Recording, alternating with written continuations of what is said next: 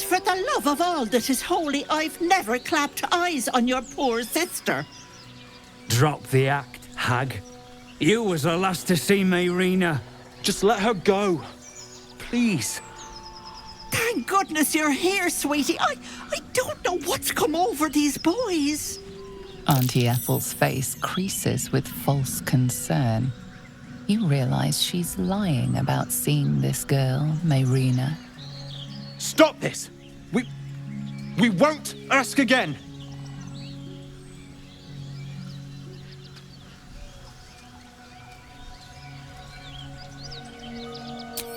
Bollocks! You were supposed to rush to my defense, love. Fat lot of good you are. Some advice? You ever darken my door, you'd best have that head bowed and an apology at the ready. Bye-bye now. Bloody hells. She just disappeared. Ain't seen nothing like that before. She could shoot fireworks out of her backside for all I care. The hag has Rena.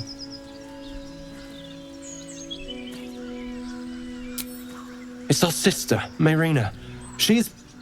Well, she was in a bad way after her husband died. Started saying weird things, like how she was gonna bring him back. Next thing, she's gone looking for the hag. Of all the stupid things to do. And we haven't seen her since. And no good ever came from dealing with a hag. None of this matters, all right? We need to get her back, and fast!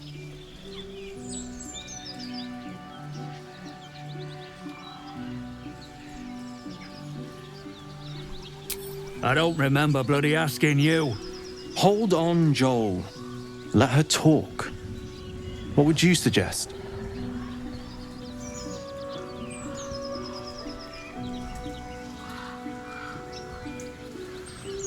Are you joking? I ain't got a clue who you are. No way I'm leaving Rena to you. But, Joel... Not a chance. We're getting her back on our own. Now, come on. A chill runs up your spine. You feel like you're being watched.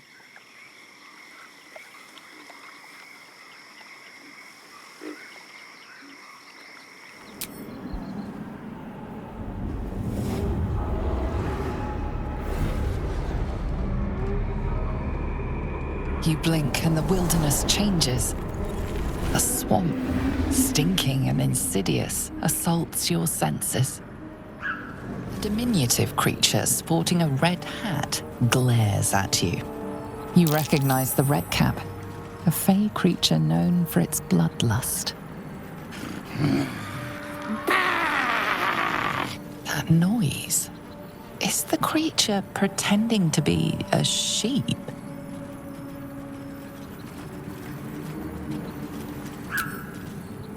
You seize me? Nosy, scum-sucking, lice-ridden little ball-bag! Get out! Or I bite tongue, eat tongue. Oh, delicious tongue.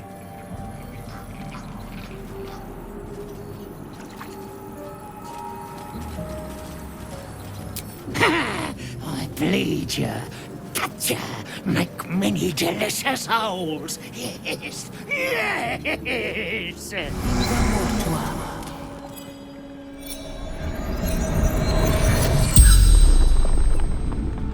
The corpse regards you lifelessly. Demir.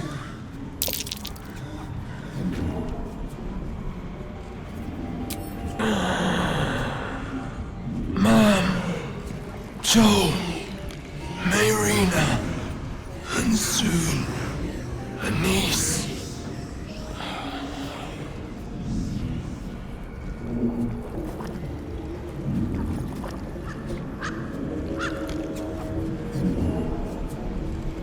Farm out by Baldur's Gate.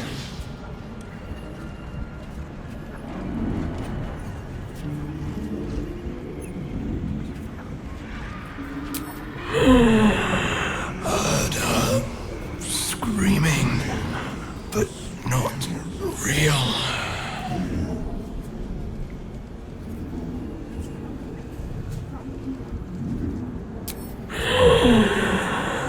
Got her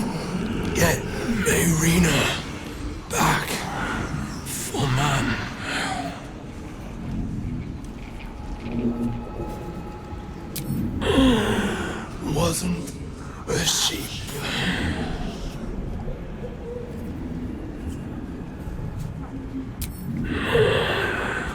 Don't drink the water.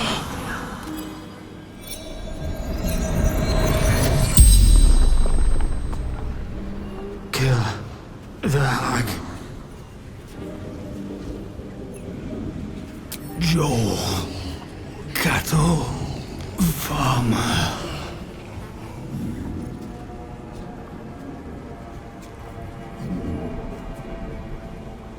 She's scared she won't be a good mom, but she will.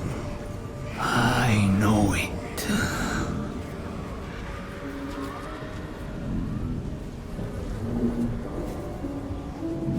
The note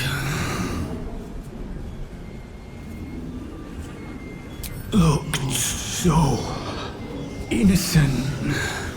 The teeth.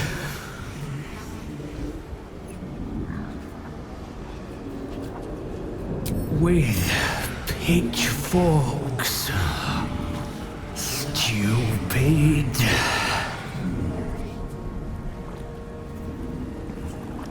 Apples. So red. So delicious, but Fetid smell assaults your nostrils. Dead flesh lies below, a great deal of it.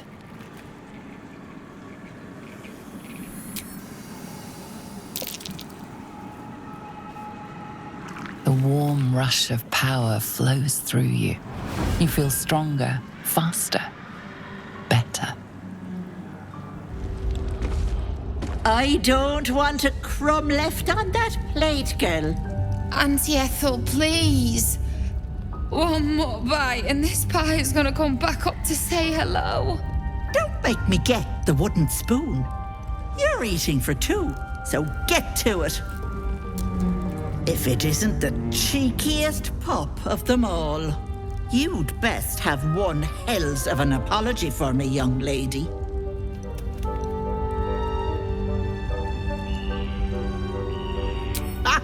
I do like the mouthy ones. You know, I was gonna give you a swift kick up the arse and show you the door. But I think you and I could have a bit of fun together. Gods grant me patience.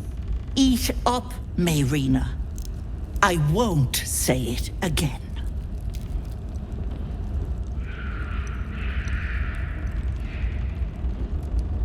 Keep that hole under your nose shut, or things will get messy. Spill it. Mayrina deserves the truth. What is it? What's going on?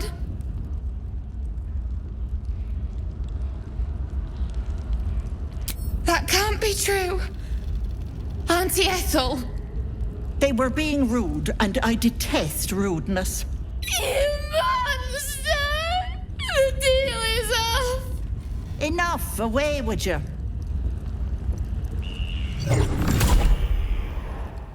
Blessed silence at last. Some time in the cage should do her good. And you'll regret sticking your nose in my business.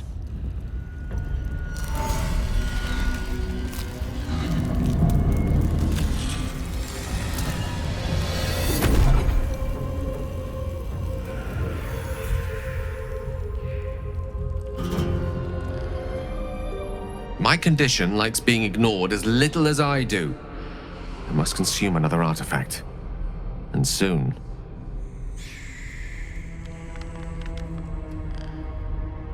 Thank you.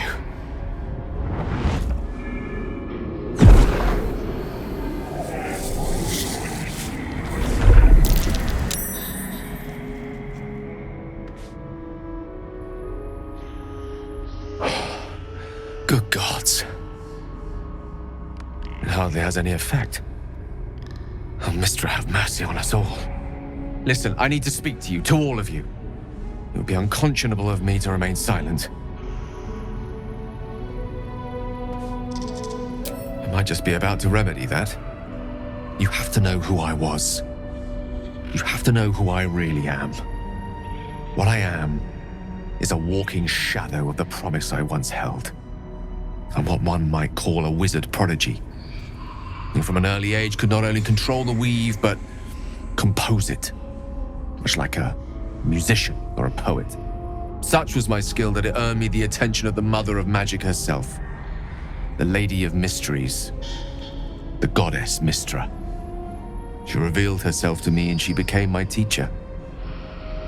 In time, she became my muse, and later even my lover.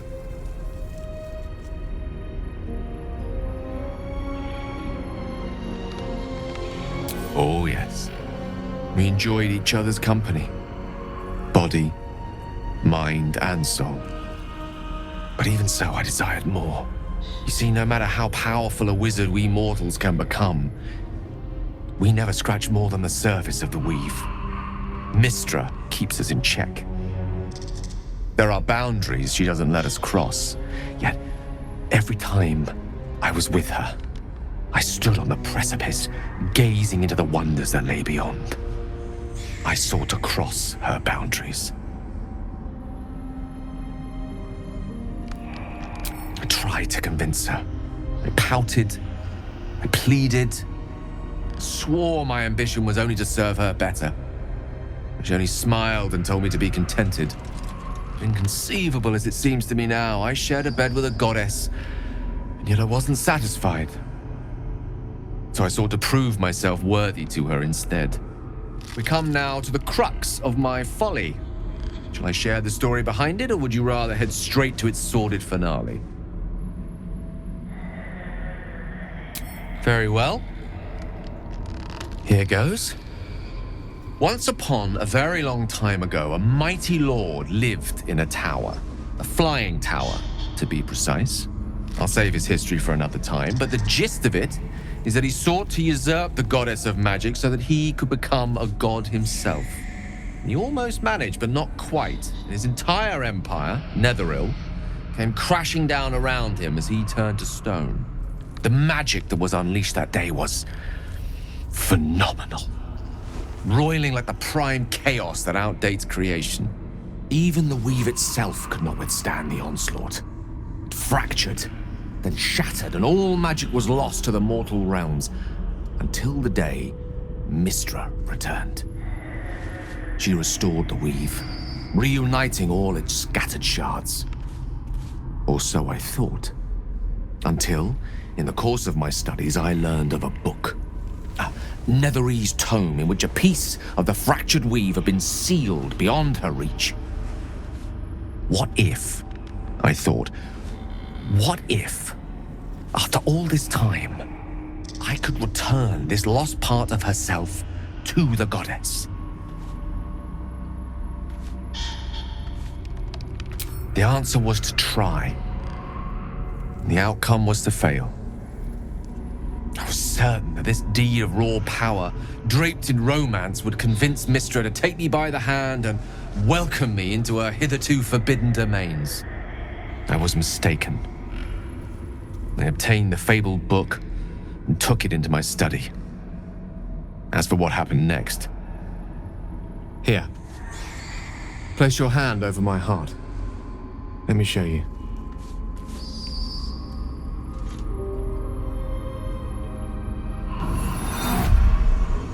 You feel the tadpole quiver as you realize Gale is letting you into the dark. You see through Gale's eyes, staring down the corridors of a dread memory. A book, bound, and suddenly opened. Inside there are no pages, only a swirling mass of blackest weave that pounces. Its teeth, its claws, it's unstoppable as it digs through and becomes part of you. And gods, is it ever hungry. What is it? What do you see?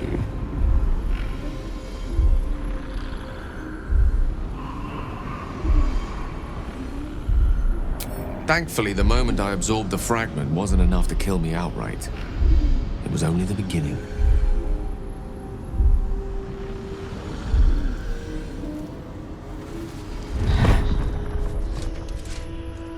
This Netherese blight, this orb, for lack of a better word, is balled up inside my chest.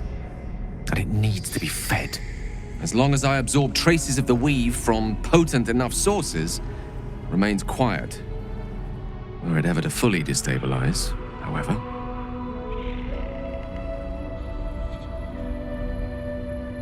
I will erupt. I don't know the exact magnitude of the eruption, but given my studies of Netherese magic, I'd say even a fragment as small as the one I carry, it'd level a city the size of Waterdeep.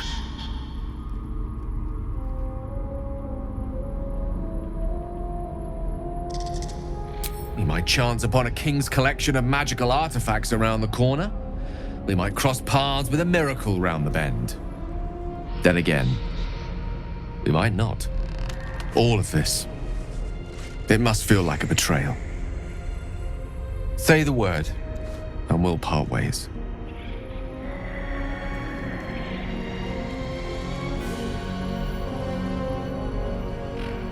You'd have us debate that Netherese Jack-in-the-Box should be a blip on the horizon by now.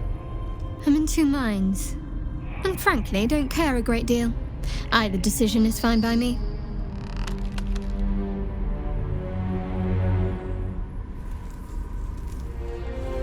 That is a great relief. Oh, a great relief indeed. You truly are a soul that steals my own.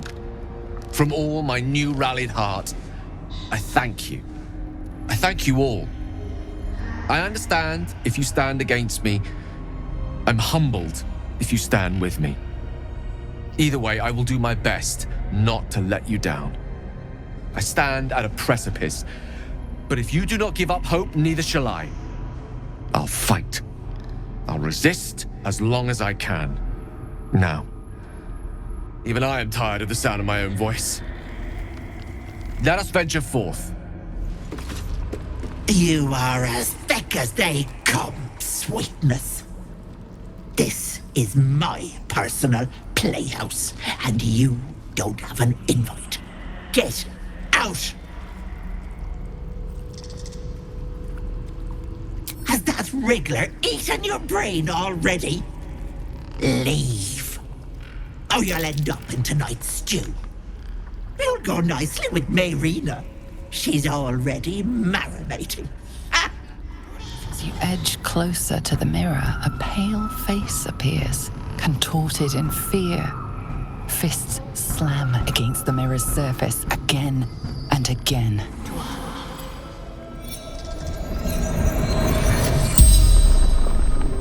The corpse regards you lifelessly. My family took her, my baby girl, pretended she never existed. Told Ethel, never wanted to see them again.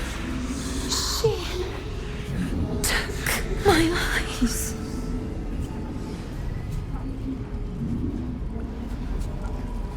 They didn't like me having something they couldn't touch.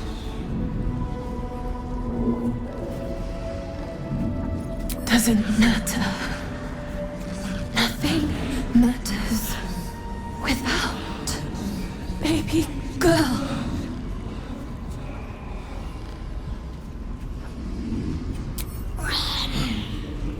No, no! Don't look! Mustn't look, mustn't see!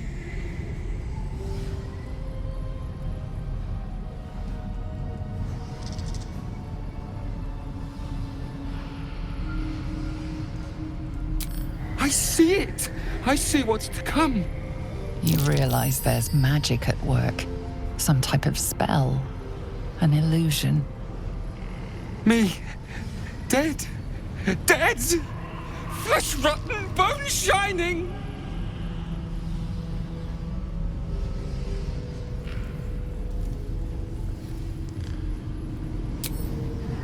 Lies! Lies! I see it! See truth! See death!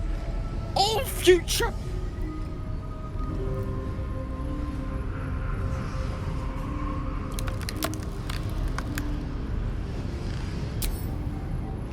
No.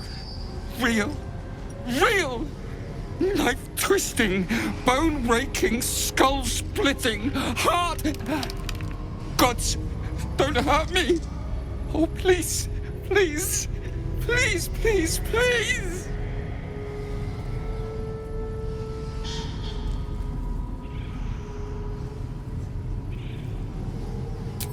Not Drow! Never Drow! Monster! Monster! For mind-dripping, flesh-peeling, mind-flayer!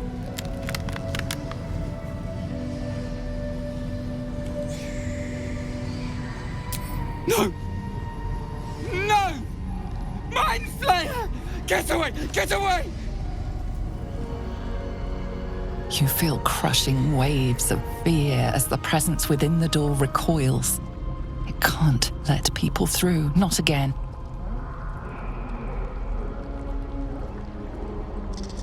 Images flash. A man cowering, a bag open at his feet. Gold coins spilling onto the floor. His cries for mercy are cut short as the hag slices into him, dismembering him painstakingly, limb by limb. She cackles, the man's remaining flesh twisted and contorted, becoming the twisted surface of the door before you. Flee, you feel it cry. A scene appears in your mind. 2 paladins and a cleric marching through the door, shrouded in the glow of the divine. Weapons brandished, they charge into the hag's lair.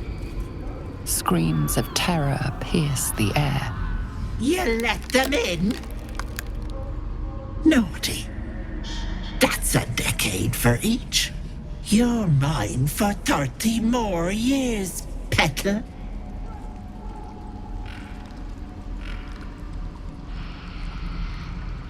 The door stays silent.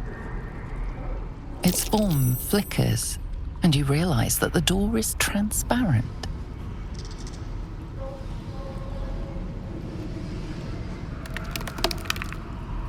You see the hag. She walks through the door, its form shimmering. The lightest touch of hope brushes your mind as the presence within retreats.